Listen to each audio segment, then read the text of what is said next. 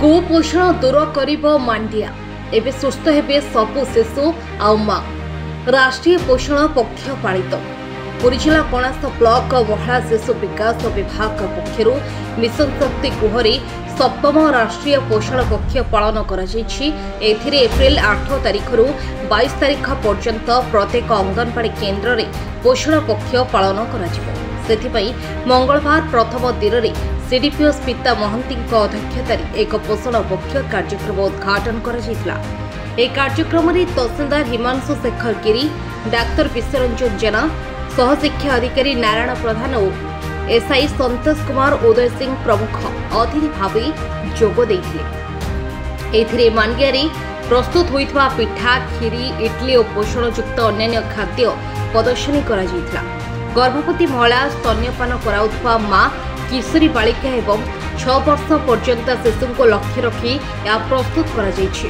एक कार्यक्रम में पोषणयुक्त खाद्यर व्यवहार उपकारिता और कुपोषण को रोकवा संपर्क में विशेष भाव आलोचना होता।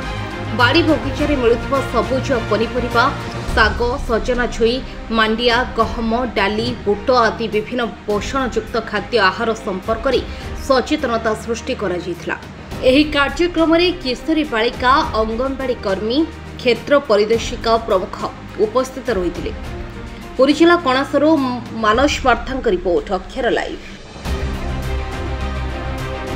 आमर एटा राज्य सरकार तरफ निर्देश रही आमर अगस्त 8 रु 22 तारिख भितर आमर पोषण पक्ष पालन करा जाउची, जो थी कि आमर 4टा विषय वस्तु को लेकिन होती से 4टा थीम उपर रही। प्रथम थीम हूँ आमर 1000 दिन गुरुत्व आउ बेनिफिशियरी माने से माने निजे केमती पोषण ट्रैकर एंट्री करेंगे तार बहुल प्रचार प्रसार कराई।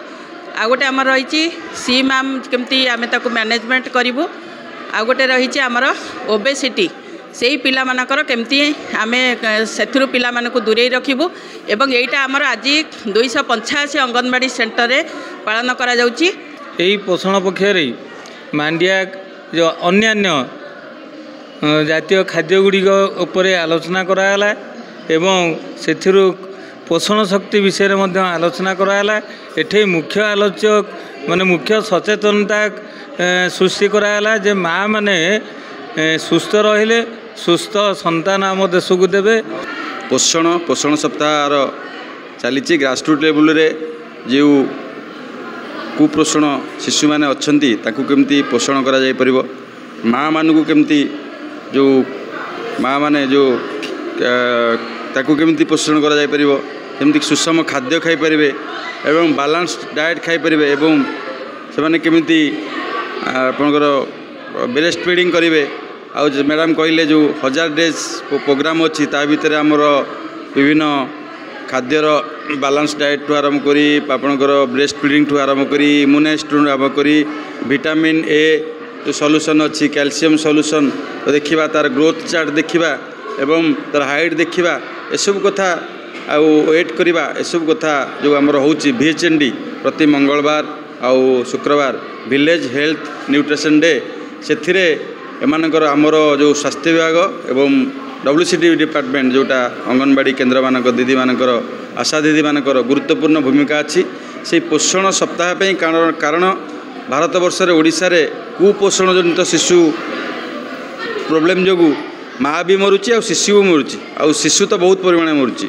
तेणु मुख्यतः माँ को आम केमिति कुपोषण मुक्त हो पार, रक्त केमिति हेमोग्लोबिन परिसंख्यन केमिति बढ़िबो एवं परवर्ती मुहूर्त में एक सुस्थ शिशु को जन्म देव एवं 1000 दिन भितर आम ताकू सिस्टमेटिक खाद्य पोषण एवं तार जत्न नहीं इम्यूनाइज करी ताकू सुस्थ रखिबा।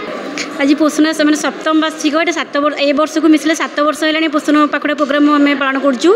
ये आम ब्लॉक लेवल पालन कर अंगनवाड़ी सेक्टर रे पालन कर प्रत्येक अंगनवाड़ी सेंटर में पालन करूँ प्रोग्राम बार्तारे जो मैंने गर्भवती महिला मैंने गर्भावस्था रोचे से किपर मैंने आम 1000 दिन गुरुत्व रही आम गर्भावस्था शिशु को 2 वर्ष है पर्यटन आम किपर जत्न नवा 6 मास पर्यंत केवल शिशु को माँ क्षीर आम दबा 6 मास पर आम अन्नप्राशन करवा आउे अन्नप्राशन सहित विभिन्न प्रकार सबुज पनीपरिया आम किपरि खाद्य मिसेकी खाइबा को दबा।